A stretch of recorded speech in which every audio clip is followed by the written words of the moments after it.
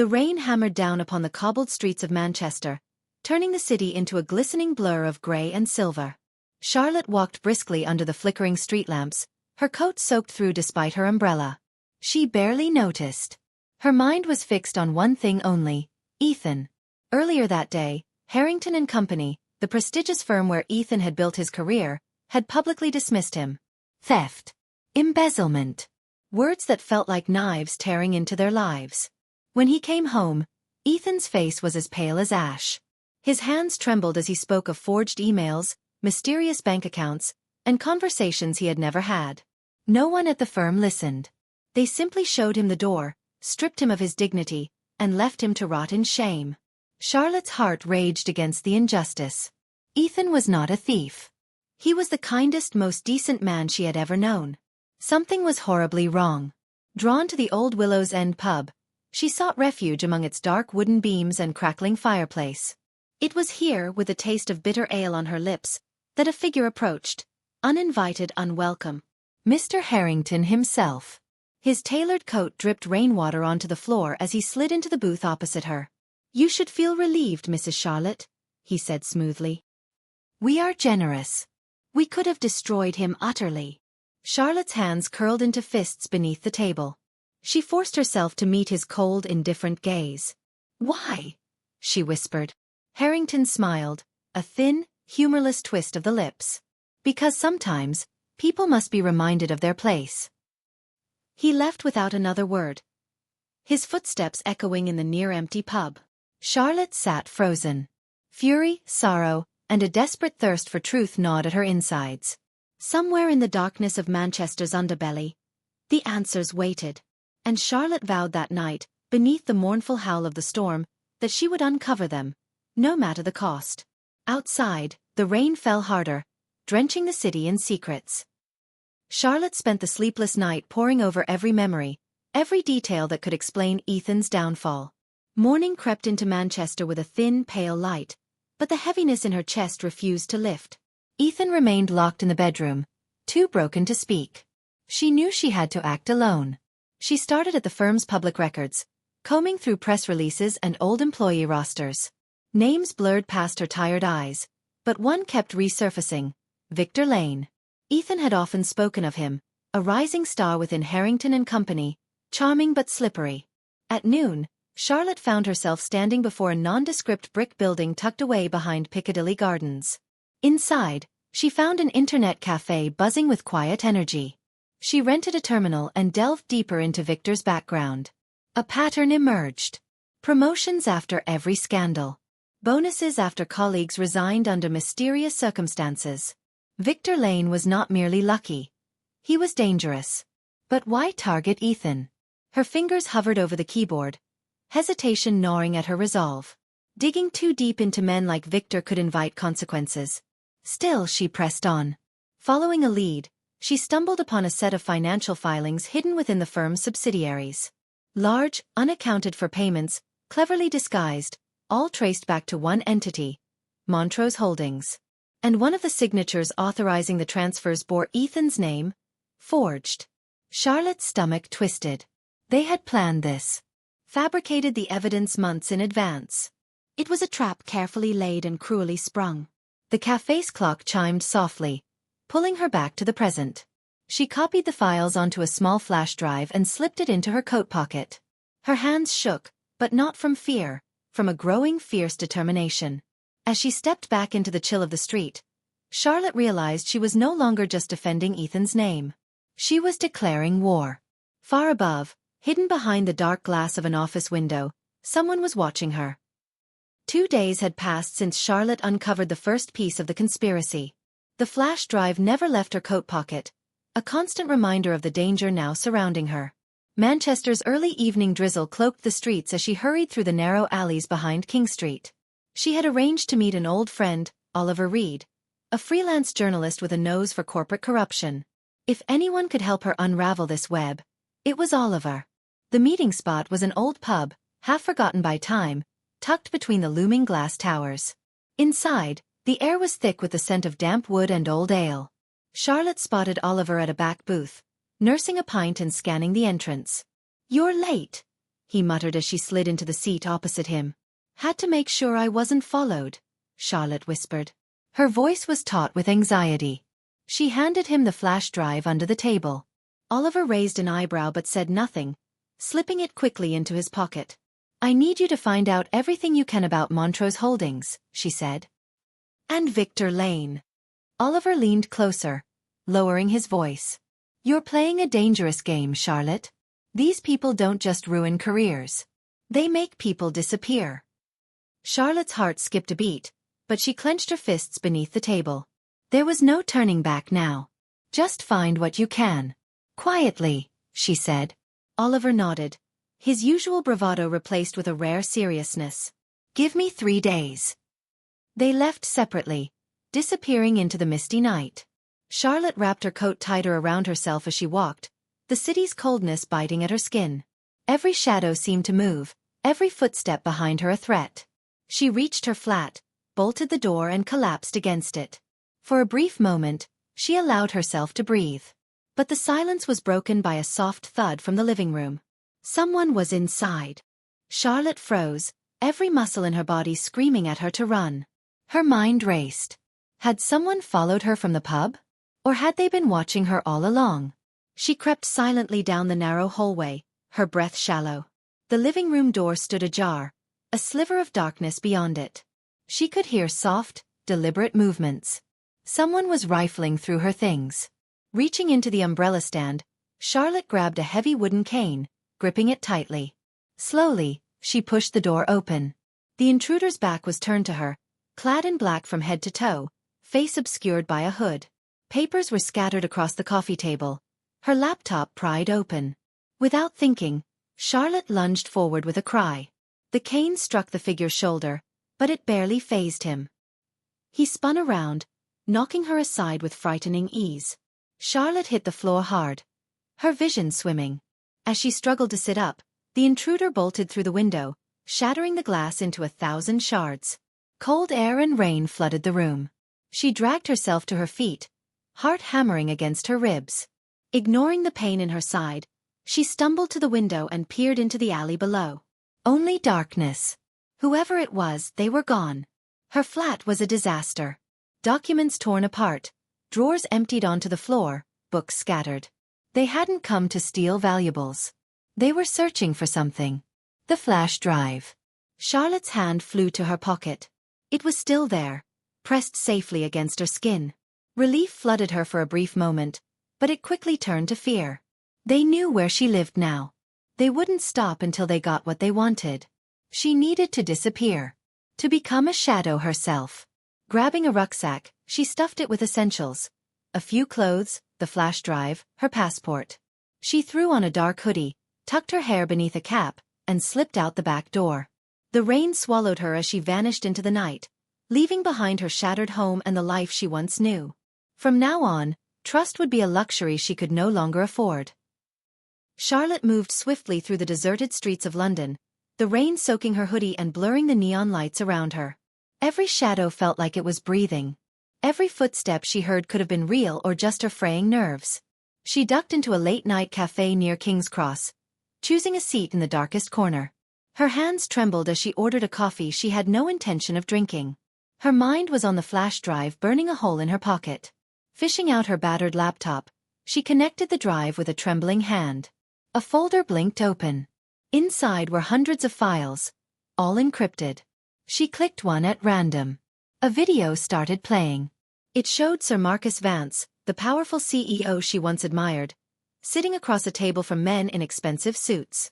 Their conversation was muted, but the meaning was clear. Large sums of money were exchanged. Documents with government seals were signed. It was bribery. Corruption at a level she had never dared imagine.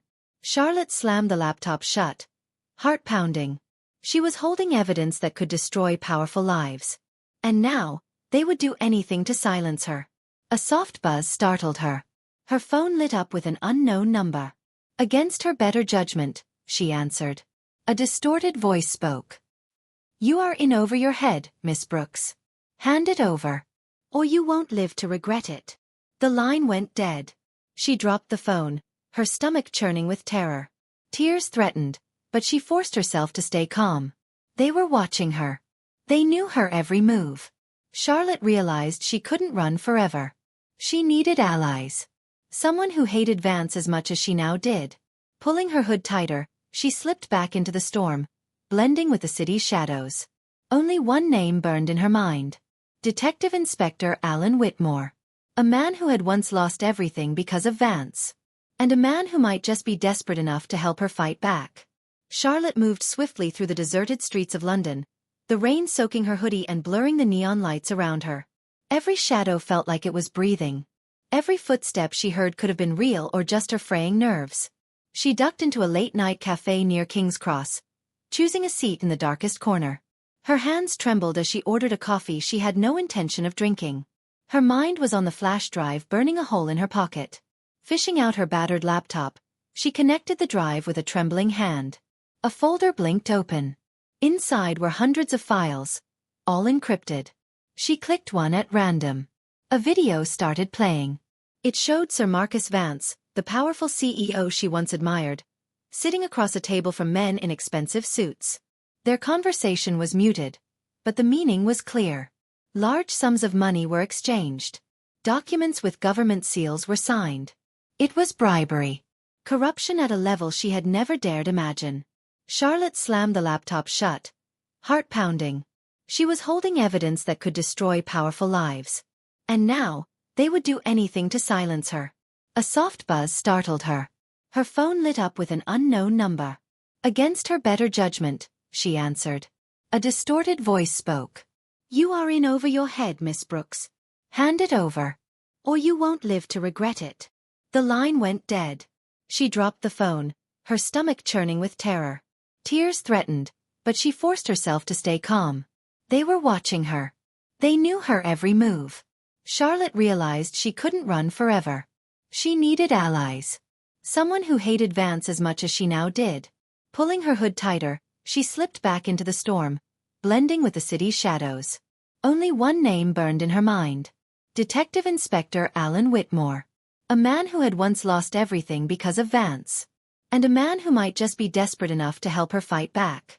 Charlotte moved swiftly through the deserted streets of London, the rain soaking her hoodie and blurring the neon lights around her. Every shadow felt like it was breathing. Every footstep she heard could have been real or just her fraying nerves.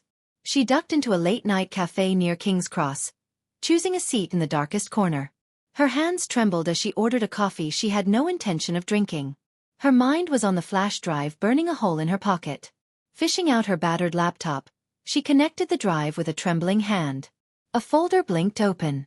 Inside were hundreds of files, all encrypted. She clicked one at random. A video started playing. It showed Sir Marcus Vance, the powerful CEO she once admired, sitting across a table from men in expensive suits. Their conversation was muted, but the meaning was clear. Large sums of money were exchanged. Documents with government seals were signed. It was bribery.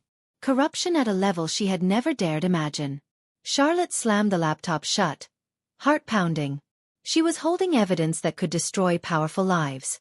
And now, they would do anything to silence her. A soft buzz startled her. Her phone lit up with an unknown number. Against her better judgment, she answered. A distorted voice spoke. "You are in over your head, Miss Brooks. Hand it over. Or you won't live to regret it." The line went dead. She dropped the phone, her stomach churning with terror. Tears threatened, but she forced herself to stay calm. They were watching her. They knew her every move. Charlotte realized she couldn't run forever. She needed allies. Someone who hated Vance as much as she now did. Pulling her hood tighter, she slipped back into the storm, blending with the city's shadows. Only one name burned in her mind. Detective Inspector Alan Whitmore. A man who had once lost everything because of Vance. And a man who might just be desperate enough to help her fight back. Charlotte found Detective Inspector Alan Whitmore in a pub tucked away in the back streets of Camden. It was a dark, smoky place, reeking of spilled ale and lost dreams. Alan sat alone at the bar, nursing a whiskey that looked more like a ritual than a pleasure. He was older than Charlotte remembered from the newspaper stories. His hair had gone grey at the temples, and deep lines creased his once proud face. But his eyes, sharp and cold, still burned with a silent fury. Charlotte hesitated before approaching. Was she making a mistake? Trusting a man broken by the same system she now fought against? She steeled herself and sat beside him. Without looking at her, Alan spoke. I knew you'd come. Charlotte froze. How? He chuckled, a sound like gravel. You're not the first to come running when the walls start closing in. You've got something they want. And you're scared. She pulled out the flash drive, careful to keep it hidden from prying eyes. I have proof. Vance is involved in something huge. I need help. I can't do this alone. For the first time, Alan turned to look at her properly. His eyes were bloodshot, but keen. He studied her like a man weighing life and death. Proof's not enough, he said slowly. You need to make it undeniable. Public. Loud enough they can't bury it. Charlotte nodded. Can you help me? Alan drained his glass and set it down with a heavy thud. I'll help you, Miss Brooks. Not because I care about justice anymore. That ship sailed a long time ago. He leaned closer, his voice a low growl. I want to watch Vance burn. A chill ran down Charlotte's spine. This man was dangerous. But perhaps danger was exactly what she needed. Alan stood, tossing some crumpled notes on the bar. Come on then. We've got work to do. Together, they slipped into the night, the city swallowing them whole. Neither noticed the man sitting in the far corner, pretending to read a newspaper. He was watching. And he wasn't alone. The next few nights became a dangerous dance through the dark underbelly of London. Charlotte and Alan moved like ghosts, slipping through abandoned warehouses, empty offices, and crumbling train stations. Alan's contacts, long buried under years of distrust, slowly resurfaced, offering scraps of information in whispered conversations. Bit by bit, they pieced together the puzzle. Vance's empire wasn't just built on fraud. It was layered with bribery, blackmail, and far darker crimes that reached into Parliament itself. One evening, huddled in a dingy safe house in Whitechapel, Alan spread a stack of documents across a battered table. Photographs, emails, bank transfers, names, dates, deals done in the dead of night. Charlotte's hands trembled as she flipped through the evidence. This was bigger than she ever imagined. We're not just going after a man, Alan muttered. We're going after an entire kingdom. Charlotte swallowed hard. So what's the plan? Alan smiled grimly. We leak it all. But first, we need one final piece. Something so explosive even the rats will flee the sinking ship. Before Charlotte could ask what that was, a sharp knock came at the door. Alan instantly grabbed a pistol from under his coat, motioning Charlotte to stay silent. Another knock. Then a voice. Whitmore. It's me, Davies. Alan relaxed slightly. He opened the door a crack and pulled in a wiry man with a battered rucksack. Davies's eyes dotted around nervously. I don't have long, he whispered. They know you're digging. He dumped the contents of the rucksack onto the table. A laptop, a hard drive, and a small recorder. This is it, he said breathlessly. The recordings. Every conversation Vance thought was private. Alan and Charlotte exchanged a glance. If this was real, it could bring down everyone. Suddenly, headlights blazed through the boarded-up windows. Engines roared outside. A black SUV screeched to a halt. They found us, Alan growled. Move. In a heartbeat, Charlotte grabbed the hard drive and the recorder. Alan shoved the laptop into his coat. They barreled through the back door, sprinting into the maze of alleyways behind the safe house. Bullets cracked against brick walls. Men shouted in the darkness. Charlotte's lungs burned as she ran, the cold night air cutting into her like knives. She had no idea if they would make it out alive. But she knew one thing for certain. There was no turning back now. Dawn broke over London with a blood-red sky, a grim omen for the day ahead. Charlotte and Alan crouched in the shadowed arches of Blackfriars Bridge, soaked from the rain, their breath misting in the cold morning air. The stolen evidence was safe in Charlotte's backpack. The recorder, still humming with the voices of corruption, felt almost alive in her hands. Alan checked his watch. The news networks will be live in 30 minutes. We hit them all at once. No one can bury it. Charlotte nodded. Her heart thudded like a war drum. This was it. Everything they had suffered, every ounce of fear, boiled down to this single moment. They moved swiftly, splitting up to cover different ground. Charlotte dashed through alleys and side streets, dropping encrypted drives into trusted hands. An investigative reporter, a political whistleblower, an underground network of activists. Each file a lit match hurled into a powder keg. Meanwhile, Alan prepared the final blow. The recordings were loaded into an auto-release system. Even if he and Charlotte were caught, the truth would flood out into the world. As the city awoke, the first tremors began. News feeds exploded. Headlines screamed. MediaCorp scandal exposed. Parliament tainted by corporate bribery. Sir Adrian Vance implicated in massive cover-up. Vance's name, once untouchable, was dragged through the mud before millions. At the steps of the Royal Courts of Justice, journalists swarmed, flashing cameras and shouting questions. Charlotte stood at the edge of the crowd, her hood pulled low, watching with cold satisfaction. Suddenly, the black SUV screeched to a halt across the street. Armed men spilled out, scanning the crowd. Alan appeared beside her, blood trickling from a fresh cut on his temple. "They're coming for us," he said, panting. "We have to go." But it was too late. From the courthouse, police officers poured out, surrounding the armed men. Someone had tipped them off. A brutal standoff unfolded, and in the chaos, Charlotte and Alan slipped away, disappearing into the crush of people. Hours later, hiding in a tiny cafe near King's Cross, Charlotte sipped a steaming cup of tea, her hands finally steady. On the screen above the counter, Vance was being led away in handcuffs, his face pale and hollow. The mighty king had fallen.